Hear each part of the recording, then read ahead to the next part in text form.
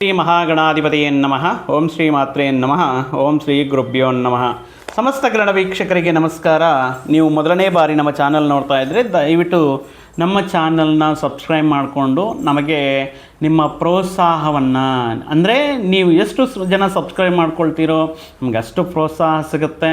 ನಾವು ಮತ್ತಷ್ಟು ಕಷ್ಟಪಟ್ಟು ನಿಮಗೆ ಉಪಯುಕ್ತವಾಗಿರುವಂತಹ ಮಾಹಿತಿಯನ್ನು, ಮುಂಜಾಗ್ರತೆ ಕ್ರಮಗಳನ್ನು ತಗೊಂಡು ಬರೋದಕ್ಕೆ, ಅಂದರೆ ನಿಮಗೆ ನೀಡುವುದಕ್ಕೆ ಪ್ರಯತ್ನ ಮಾಡ್ತೀವಿ ಅಂತ ಹೇಳ್ತಾ, ಈ ದಿನ ಈ ಫೆಬ್ರವರಿ ಮಾಸದಲ್ಲಿ ಬರ್ತಾ ಇರುವಂಥ 17ನೇ ತಾರೀಕು ಆಗ್ತಾ ಇರುವಂಥ ಅಮಾವಾಸ್ಯೆ, ಏನು ಪ್ರತಿ ಸಾರಿ ಅಮಾವಾಸ್ಯೆ ಬರ್ತಾ ಇದೆ, ಹುಣ್ಣಿಮೆ ಬರ್ತಾ ಇದೆ, ಏನು ಇದರಲ್ಲಿ ಇರುವಂತಹ ವಿಶೇಷತೆ ಏನಪ್ಪ ಅಂದರೆ, ಈ ಬಾರಿ ಫೆಬ್ರವರಿಯಲ್ಲಿ ಬರುವಂತಹ ಅಮಾವಾಸ್ಯೆ ದಿನ ಕುಂಭರಾಶಿಯಲ್ಲಿ ಪಂಚಗ್ರಹಗಳು ಒಟ್ಟಾಗಿ 17 ಅಮಾವಾಸ್ಯದಂದು ಒಂದು ಪಂಚಗ್ರಹ ಕೂಟ ನಿರ್ಮಾಣವಾಗ್ತಾ ಇದೆ. ಅಂದರೆ ಈಗ ನೋಡಿ, ಪರ್ಟಿಕ್ಯುಲರಾಗಿ ಯಾರಾದರೂ ಒಬ್ಬ ಜಾತಕದಲ್ಲಿ, ವೈಯಕ್ತಿಕ ಜಾತಕದಲ್ಲಿ ಒಂದು ಸ್ಥಾನದಲ್ಲಿ ಒಂದು ಪರ್ಟಿಕ್ಯುಲರ್ ಗ್ರಹ ಇದ್ರೇ ಅದಕ್ಕೆ ಒಳ್ಳೆಯ ಗ್ರಹ ಆದರೆ, ಒಳ್ಳೆಯ ಗ್ರಹ ಕೆಟ್ಟ ಗ್ರಹ ಅಂತಲ್ಲ, ಅಂದರೆ ಅನುಕೂಲ ಪ್ರತಿಕೂಲ ಅನ್ನೋದಿರುತ್ತೆ.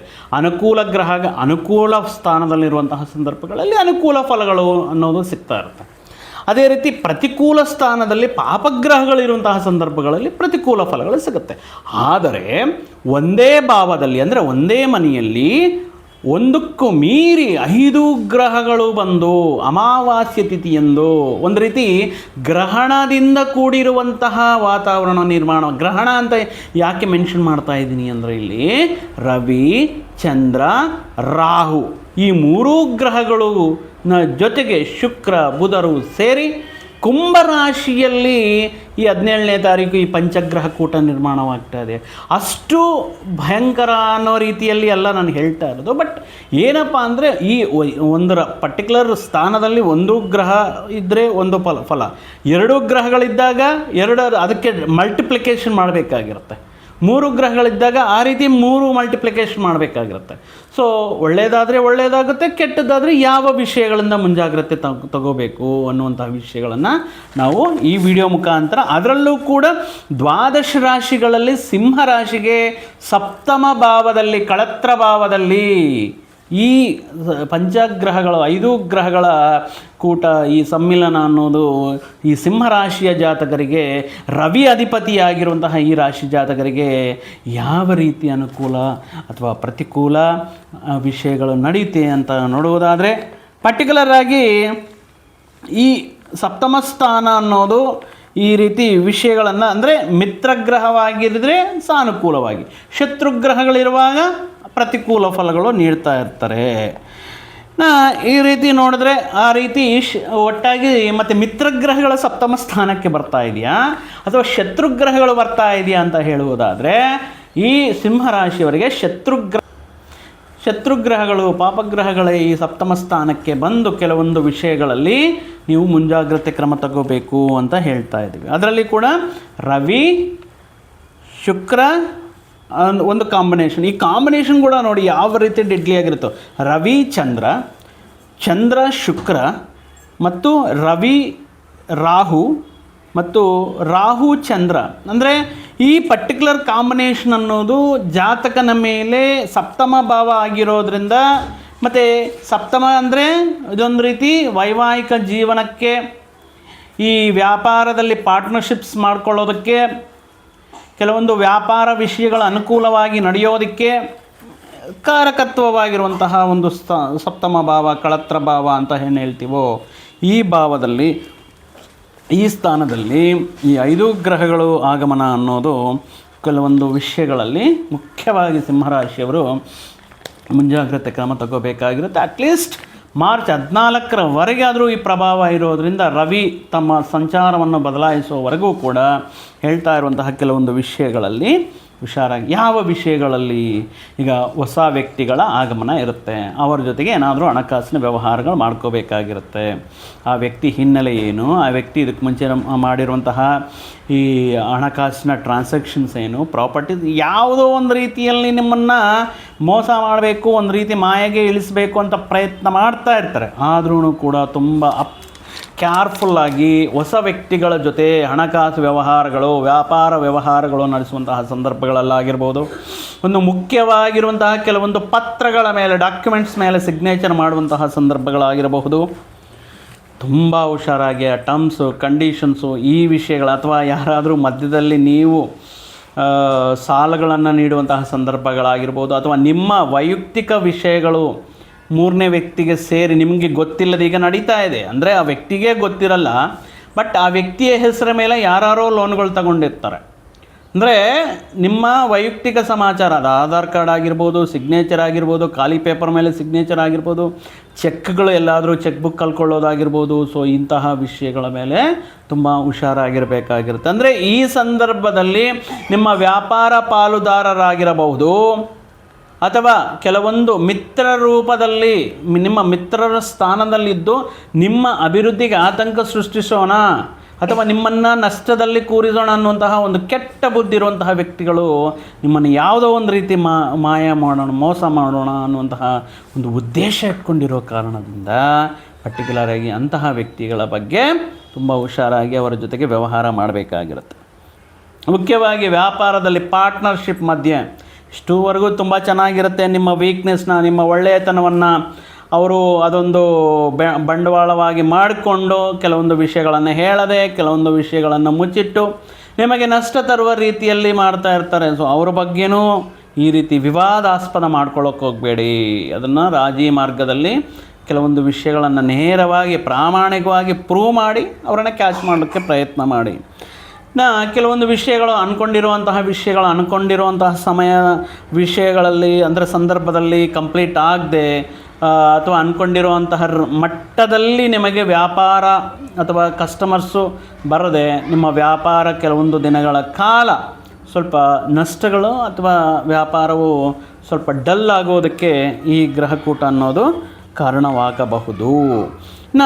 ಬರುವಂತಹ ಹೊಸ ಅವಕಾಶಗಳು, ವ್ಯಾಪಾರಾದಿ ಅವಕಾಶಗಳಾಗಿರ್ಬೋದು, ಅಥವಾ ಹಣಕಾಸಿಗೆ ಸಂಬಂಧಪಟ್ಟಿರುವಂತಹ ಅವಕಾಶಗಳಾಗಿರ್ಬೋದು, ವೃತ್ತಿ ಉದ್ಯೋಗ ಅವಕಾಶಗಳಾಗಿರ್ಬೋದು, ಈ ಸಂದರ್ಭದಲ್ಲಿ ಸರಿಯಾದ ರೀತಿಯಲ್ಲಿ ಉಪಯೋಗಿಸ್ಕೊಳ್ದೆ, ಅಥವಾ ನಾಳೆ ಮಾಡೋಣ, ಇನ್ನು ಡೇಟ್ ಇದೆಯಲ್ವಾ, ಡಿ ತಗೊಳ್ಬೇಕು, ಓಕೆ ನೋಡೋಣ, ಬಟ್ ನಿಮಗೆ within the time line, deadline ಒಳಗಡೆ ಡಿ ತೆಗಿಯೋಣ ಅಂದ್ಕೊಂಡಿರ್ತೀರ. ಬಟ್ ಆನ್ ಕೇಸ್ ಏನಾದರೂ ಸಡನ್ನಾಗಿ ನೀವು ಅಂದ್ಕೊಂಡಿರೋ ಡೇಟ್ ಏನಾದರೂ ಹಾಲಿಡೇ ಬಂತು, ಸಾಟರ್ಡೇ ಬಂತು, ಬ್ಯಾಂಕ್ ಕ್ಲೋಸ್ ಇದ್ದರೆ ಯಾವ ರೀತಿ ಡಿ ತೆಗಿತೀರಾ?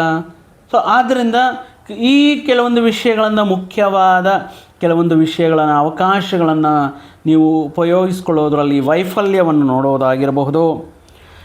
ಇನ್ನು ಸಪ್ತಮ ಸ್ಥಾನ ಅಂದ್ರೆ ಕಳತ್ರ ಸ್ಥಾನ, ವೈವಾಹಿಕ ಜೀವನ, ಧರ್ಮಪತ್ನಿ, ಸಂಗಾತಿ ಇತ್ಯಾದಿ ವಿಷಯಗಳೆಲ್ಲವೂ ಇರೋದರಿಂದ ನಿಮ್ಮ ಜೀವನ ಸಂಗಾತಿ ಆಗಿರಬಹುದು, ನಿಮ್ಮ ದೈನಂದಿನ ವ್ಯವಹಾರಗಳಲ್ಲಿ ಮಾತಾಡಿಸುವಂತಹ ಪ್ರತಿಯೊಬ್ಬರೂ ಆಗಿರಬಹುದು, ಅಂದರೆ ನಿಮ್ಮ ಸಹೋದ್ಯೋಗಿಗಳಾಗಿರ್ಬೋದು, ಸಹಪಾಠಿಗಳಾಗಿರ್ಬೋದು, ಸಹಾಧ್ಯಾಯಿಗಳಾಗಿರಬಹುದು. ಈ ಸಂದರ್ಭದಲ್ಲಿ ಅವರಿಂದ ಕೆಲವೊಂದು ಜನ ನಿಮಗೆ ತೊಂದರೆ ನೀಡಬೇಕು, ಅಥವಾ ಕೆಲವೊಂದು ವಿಷಯಗಳಲ್ಲಿ ನಿಮ್ಮ ಅಭಿವೃದ್ಧಿಯನ್ನು ಅಥವಾ ನಿಮಗೆ ಬರ್ತಾ ಇರುವಂತಹ ಗೌರವ, ನಿಮಗೂ ಸಿಗ್ತಾ ಇರುವಂತಹ ಪ್ರತಿಭೆ ಇತ್ಯಾದಿ ವಿಷಯಗಳಲ್ಲಿ ಯಾವುದೋ ರೀತಿ ಒಂಥರ ಮಚ್ಚೆ ತರಬೇಕು ಅಥವಾ ಇವರ ಗೌರವಕ್ಕೆ ಧಕ್ಕೆ ತರಬೇಕು ಅಂತ ಮಾಡುವಂತಹ ಪ್ರಯತ್ನಗಳು ಮಾಡ್ತಾ ಇರ್ತಾರೆ. ಅದು ಕುಟುಂಬದವರಾಗಿರ್ಬೋದು, ಹೊರಗಡೆಯವರಾಗಿರಬಹುದು. ಸೊ ಆದ್ದರಿಂದ ಸ್ವಲ್ಪ ತಾಳ್ಮೆಯಿಂದ ಅವರ ಜೊತೆ ವ್ಯವಹಾರಗಳು ಮಾಡುವಾಗ ಸ್ವಲ್ಪ ಕೇರ್ಫುಲ್ಲಾಗಿ ವ್ಯವಹಾರ ಮಾಡಬೇಕಾಗಿರುತ್ತೆ. ಮುಖ್ಯವಾಗಿ ಕಳತ್ರ ಸ್ಥಾನ, ವೈವಾಹಿಕ ಸ್ಥಾನ, ವಿವಾಹ ಸ್ಥಾನ, ಮದುವೆ ವಿಷಯಗಳು ಎಲ್ಲ ಹೋಗಿದೆ, ಎಲ್ಲ ನೋಡಿದ್ದೀರಾ, ಎಲ್ಲ ಸೆಟ್ ಆಗಿದೆ. ಏನೋ ಒಂದು ಸ್ವಲ್ಪ ಅಲ್ಪ ಕಾರಣಕ್ಕೆ, ಯಾವುದಾದ್ರೂ ಒಂದು ಸ್ಮಾಲ್ ಇಶ್ಯೂಗೆ ಬೇಡ, ನಿಮ್ಮ ಸಮಾಧಾನೇ ಬೇಡ ಬಿಡಿ, ಈ ರೀತಿ ಆಗುವಂತಹ ಸಂದರ್ಭಗಳಿರುತ್ತೆ. ಓಕೆ, ಇದು ಹೊಸ ಸಂಬಂಧ, ಆ ರೀತಿ ಆದ್ರೂ ಪರವಾಗಿಲ್ಲ. ಬಟ್ ಈ ಪ್ರೀತಿ ಪ್ರೇಮ ವ್ಯವಹಾರಗಳಲ್ಲಿ ಇನ್ನೇನು ಮದುವೆಗೆ ಎಲ್ಲ ಆ ಕಡೆ ಮನೆ ಈ ಕಡೆ ಮನೆ ಎಲ್ಲ ಒಪ್ಪಿದ್ದಾರೆ, ಇನ್ನು ಎಲ್ಲ ರೀತಿಯಲ್ಲಿ ಮತ್ತೊಂದು ಹಂತಕ್ಕೆ ನಿಮ್ಮ ಸಂಬಂಧವನ್ನು ಕರೆದೊಯ್ಯಲು ನೀವು ಮಾಡುವಂತಹ ಪ್ರಯತ್ನಗಳು ಇಲ್ಲಿವರೆಗೂ ತುಂಬ ಚೆನ್ನಾಗಿರುತ್ತೆ.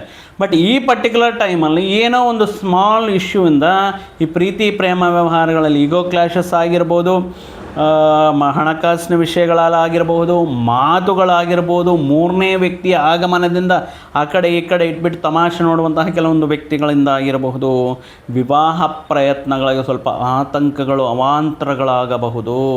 ಅಥವಾ ನಿಮ್ಮ ಮೇಲೆ ಇಲ್ಲ ಸಲ್ಲದ ಆರೋಪಗಳನ್ನು ಹೊರಿಸಿ ಈ ಅವರು ಎಂಟರ್ಟೈನ್ಮೆಂಟ್ ನೋಡುವಂಥ ಕೆಲವೊಂದು ಕ್ಯಾಟಗರಿ ಇರುತ್ತೆ. ಅಂದರೆ ಯಾರಾದರೂ ಬಾಧೆ ಬೀಳ್ತಾ ಇದ್ದರೆ, ಯಾರಾದರೂ ಕಷ್ಟದಲ್ಲಿದ್ದರೆ, ಯಾರಾದರೂ ಅವಮಾನಗಳಿಂದ ಬಳಲ್ತಾ ಇದ್ದರೆ, ಯಾರಾದರೂ ಮದುವೆಗಳು ನಿಂತೋದ್ರೆ ಒಂದು ಕ್ಯಾಟಗರಿ, ಸ್ಪೆಷಲ್ ಕ್ಯಾಟಗರಿ ಇರುತ್ತೆ. ಅವ್ರಿಗೊಂದು ಸಂತೋಷ, ಒಂದು ಸೈಕಿಕ್ ಮನಸ್ಥಿತಿ ಇರುವಂತಹ ವ್ಯಕ್ತಿಗಳಿರ್ತಾರೆ. ಅಂತಹ ವ್ಯಕ್ತಿಗಳಿಗೆ ಪರ್ಟಿಕ್ಯುಲರ್ ಆಗಿ ಈ ಸಂದರ್ಭದಲ್ಲಿ ವಿವಾಹ ಪ್ರಯತ್ನಗಳು ಮಾಡುವಂತಹ ಸಂದರ್ಭಗಳಾಗಿರ್ಬೋದು, ಅಥವಾ ಕೆಲವೊಂದು ಮುಹೂರ್ತ ಫಿಕ್ಸ್ ಮಾಡೋಣ, ಅಥವಾ ಕೆಲವೊಂದು ಮಾತಿನ ಬರದಲ್ಲಿ ಆಗುವಂಥ ಸಂದರ್ಭಗಳು, ಯಾರೂ ಈಗೋ ಕ್ಲಾಶಸ್ಗೆ ಹೋಗಬೇಡಿ, ನಮ್ಮದೇ ಗೆಲ್ಲಬೇಕು, ನಿಮ್ಮದೇ ಗೆಲ್ಲಬೇಕು ಅಂತ ಹೇಳಿಬಿಟ್ಟು ಮೂರನೇ ವ್ಯಕ್ತಿಗೆ ನೀವು ಎಂಟರ್ಟೈನ್ ಆಗಬೇಡಿ ಅಂತ ಹೇಳ್ತಾ, ಇನ್ನು ಈ ಪ್ರೀತಿ ಪ್ರೇಮ ಎಷ್ಟೋ ವರ್ಷಗಳಿಂದ ಒಬ್ಬರನ್ನೊಬ್ಬರು ಅರ್ಥ ಮಾಡಿಕೊಂಡು ಪ್ರತಿಯೊಂದು ಕಷ್ಟದಲ್ಲೂ ಸುಖದಲ್ಲೂ ನೋವಿನಲ್ಲೂ ಎಲ್ಲ ವಿಷಯಗಳನ್ನು ಶೇರ್ ಮಾಡ್ಕೊಳ್ತಾ ನಿಮ್ಮ ಸಂಬಂಧವನ್ನು ಮತ್ತೊಂದು ಹಂತಕ್ಕೆ ತಗೊಳ್ತಾ ಇರುವಂತಹ, ಈಗ ನೋಡಿ ಫೆಬ್ರವರಿ 14 ವ್ಯಾಲೆಂಟೈನ್ಸ್ ಡೇ. ಸೊ ನೋಡಿ, ಈ ಸಂದರ್ಭದಲ್ಲಿ ನೀವು ನಿಮ್ಮ ಪ್ರೀತಿ ಸಂಬಂಧಗಳಲ್ಲಿ ಬಿರುಕುಗಳನ್ನು ಕಾಣ್ರೆ ಏನಾಗುತ್ತೆ ಹೇಳಿ ಅಲ್ವಾ? ಸೊ ಪ್ರೀತಿ ಪ್ರೇಮ ವ್ಯವಹಾರಗಳಲ್ಲಿ ಒಬ್ಬರನ್ನೊಬ್ಬರು ಅರ್ಥ ಮಾಡಿಕೊಂಡು ಒಬ್ಬರ ಗೌರವಕ್ಕೆ ಮತ್ತೊಬ್ಬರು ಗೌರವವನ್ನು ಕಾಪಾಡುತ್ತಾ ಈ ಸಂದರ್ಭದಲ್ಲಿ ನಿಮ್ಮ ಸಂಬಂಧಗಳನ್ನು ಕಾಪಾಡ್ಕೋಬೇಕಾಗಿರುತ್ತೆ. ಮತ್ತೊಂದು ಹಂತಕ್ಕೆ ತಗೊಂಡೋಗೋದ್ರೆ ಒಂದು ಮಂತ್ ವೆಯ್ಟ್ ಮಾಡಿ ಆಮೇಲೆ ಪ್ರಯತ್ನ ಮಾಡಿದ್ರೂ ಪರವಾಗಿಲ್ಲ. ಇನ್ನು ಈ ವಿವಾಹ ಆಗಿರುವಂತಹ ವಿವಾಹಿತರಿಗೆ ಗಂಡ ಹೆಂಡತಿಯ ಮಧ್ಯೆ ಸಣ್ಣ ಪುಟ್ಟ ಸಮಸ್ಯೆಗಳು, ಸಣ್ಣ ಪುಟ್ಟ ವಿಷಯಗಳಾಗಿರ್ಬೋದು, ಏನೋ ತಮಾಷೆಗೆ ಮಾತಾಡಿರುವಂತಹ ವಿಷಯಗಳಾಗಿರ್ಬೋದು, ಯಾವಾಗಲೂ ಹೇಳಿರುವಂತಹ ವಿಷಯಗಳಾಗಿರ್ಬೋದು, ಅಥವಾ ಕೆಲವೊಂದು ವಿಷಯಗಳು ಅವರ ಎದುರುಗಡೆನೇ ಏನೋ ತಮಾಷೆಗೆ ಮೂರನೇ ವ್ಯಕ್ತಿಗೆ ಹೇಳುವಂತಹ ಸಂದರ್ಭಗಳಲ್ಲಾಗಿರಬಹುದು, ಮನೆಯಲ್ಲಿ ಒಂದು ತುಫಾನ್ ಎದ್ದೊಳೋದಕ್ಕೆ ಕಾರಣವಾಗ್ತಾ ಇರುತ್ತೆ. ಆದ್ದರಿಂದ ಮಾತಿನ ಬಗ್ಗೆ ಗಮನ ಇರಲಿ. ಯಾವ ವಿಷಯ ತಮಾಷೆ, ಯಾವ ವಿಷಯ ಹೇಳಿದ್ರೆ ಸೆನ್ಸಿಟಿವ್ ಇರ್ತಾರೆ, ಯಾವ ವಿಷಯ ನಿಮಗೆ ಒಬ್ರಿಗೊಬ್ಬರು ಚೆನ್ನಾಗಿ ಗೊತ್ತಿರುತ್ತೆ, ಯಾವ ವೀಕ್ನೆಸ್ಸು ಏನು ಸ್ಟ್ರೆಂತ್, ಯಾವ ಮಾತಾಡಿದ್ರೆ ಕೋಪ ಬರುತ್ತೆ. ಸೊ ಆದ್ದರಿಂದ ಈ ಸಂದರ್ಭದಲ್ಲಿ ಏನೋ ತಮಾಷೆಗೆ ಅಥವಾ ಮತ್ತೊಂದು ವಿಷಯಕ್ಕೆ ಮಾತಿನ ಬರದಲ್ಲಿ ಅಥವಾ ಏನೋ ಕೆಲವೊಂದು ವಿಷಯಗಳಲ್ಲಿ ಟೀಸ್ ಮಾಡೋಣ ಅನ್ನುವಂತಹ ಕಾಲೆಳೆಯೋಣ, ಈ ರೀತಿ ವಿಷಯಗಳು ಬೇಡ, ಇರಲಿ. ಬಟ್ ಈ ಸಂದರ್ಭದಲ್ಲಿ ಅದು ಅತಿರೇಕಕ್ಕೆ ಹೋಗುವಂತಹ ಸಾಧ್ಯತೆ ಇರೋದರಿಂದ ಈ ವಿಷಯಗಳನ್ನು ಸ್ವಲ್ಪ ದೂರ ಇದೆ. ಆಲ್ಮೋಸ್ಟ್ ಮಾರ್ಚ್ 14ರವರೆಗೂ ಕೂಡ ಈ 5 ಗ್ರಹಗಳ ಈ ಏನಿರುತ್ತೆ ಇದು ಸಪ್ತಮ ಭಾವದಿಂದ ನೇರವಾಗಿ ದೃಷ್ಟಿ ಬೀಳಿಸಿರುವುದರಿಂದ ಈ ಕಂಪ್ಲೀಟ್ ಆಗೋವರೆಗೂ ಯಾವುದಾದ್ರೂ ಹೊಸ ವ್ಯವಹಾರಗಳಾಗಿರ್ಬೋದು, ಅದರ ಮುಖ್ಯವಾದ ನಿರ್ಧಾರಗಳಾಗಿರ್ಬೋದು, ಕೆಲವೊಂದು ವಿವಾಹ ಪ್ರಯತ್ನಗಳಲ್ಲಿ ಕೊನೆಯ ಅಂದರೆ ನಿಮ್ಮ ಡೆಸಿಷನ್ ಅಥವಾ ಅವರ ಡೆಸಿಷನ್ ಆಗಿರ್ಬೋದು, ಸ್ವಲ್ಪ ವೆಯ್ಟ್ ಮಾಡಿ. Please give them a chance, a time to think about it. ಈಗ ಇಲ್ಲ ಬೇಗ ಹೇಳಿ ಅಂದರೆ ಈ ಸಂದರ್ಭದಲ್ಲಿ ಕೈಗೆ ಬರುವಂತಹ ತುತ್ತು ಬಾಯಿಗೆ ಬರ್ದಂಗೆ ಆಗುತ್ತೆ. ಸೊ ಆದ್ದರಿಂದ ಹೊಸದಾಗಿ ಪ್ರೀತಿ ಪ್ರೇಮ ವ್ಯವಹಾರಗಳಾಗಿರ್ಬೋದು, ಮದುವೆ ಪ್ರಯತ್ನಗಳಾಗಿರ್ಬೋದು, ಸ್ವಲ್ಪ ನಿಮಗೆ ಪರ್ಟಿಕ್ಯುಲರ್ ಗೋಚಾರದಿಂದ, ಮತ್ತೊಂದು ಸಾರಿ ಹೇಳ್ತಾ ಇದ್ದೀನಿ, ಇದು ಗೋಚಾರ ಫಲಗಳು ಮಾತ್ರ. ನಿಮ್ಮ ವೈಯಕ್ತಿಕ ಜಾತಕದಲ್ಲಿ ಈಗ ಅನುಕೂಲ ಇದೆ, ಎಲ್ಲ ಸ್ಥಾನ ತುಂಬ ಚೆನ್ನಾಗಿದೆ, ದಶಾಭುಕ್ತಿ ಚೆನ್ನಾಗಿದೆ, ಆಲ್ರೆಡಿ ಎಲ್ಲ ಅದ್ಭುತವಾಗಿ ಕೂಡಿ ಬಂದಿದೆ, ಹೊಂದಾಣಿಕೆ ಇದೆ ಅಂದರೆ ಎಸ್, ಪ್ಲೀಸ್ ಗೋ ಹೆಡ್. ನಿಮ್ಮ ಹತ್ತಿರದಲ್ಲಿರುವಂತಹ ಈ ಪ್ರಮುಖ ಜ್ಯೋತಿಷ್ಯರ ಅವರ ಸಲಹೆಗಳು ತಗೊಂಡು you can go head. But ನಾನು ಹೇಳ್ತಾ ಇರೋದು ಗೋಚಾರದಿಂದ ನೋಡುವವರಿಗೆ, ಪರ್ಟಿಕ್ಯುಲರಾಗಿ ನಮ್ಮ ರಾಶಿಯವ್ರಿಗೆ ಯಾವ ರೀತಿ ಅಂತ ನೋಡ್ತಾ ಇರುವಂತಹ ವ್ಯಕ್ತಿಗಳಿಗೆ ಈ ರೀತಿ ಇರಬಹುದು ಅಂತ ನಾನು ನಿಮಗೆ ಹೇಳ್ತಾ ಇದ್ದೀನಿ. ಸೊ ಇನ್ನು ಯಾಕಂದರೆ ಚಂದ್ರನ ಬಲ ಅನ್ನೋದು ತುಂಬ ಇಂಪಾರ್ಟೆಂಟ್ ಆಗಿರುತ್ತೆ. ಈಗ ಯಾವಾಗ ಚಂದ್ರ ಬಂದು ರಾಹುವಿನ ಜೊತೆ ಸೇರಿ ತುಂಬ ಬಲಹೀನರಾಗ್ತಾರೋ, ಅಥವಾ ರವಿ ಅವರು ಯಾವಾಗಲೂ ಸದಾ ಅವರು ಕೂಡ ಅಂದರೆ ಬಲವಂತ, ನಿತ್ಯವೂ ಕೂಡ ಪ್ರಭಾವವಾಗಿರುವಂತಹ ಗ್ರಹ. ಬಟ್ ವೆನ್ ರಾಹು ಬಂದಾಗ ತಮ್ಮ ಶಕ್ತಿಯನ್ನು, ಗ್ರಹಣದ ಸಮಯದಲ್ಲಿ ಶಕ್ತಿಯನ್ನು ನಿಶಕ್ತಿ, ಅವರಿಗೆ ಒಂದು ಬಲಹೀನರಾಗ್ತಾರೆ.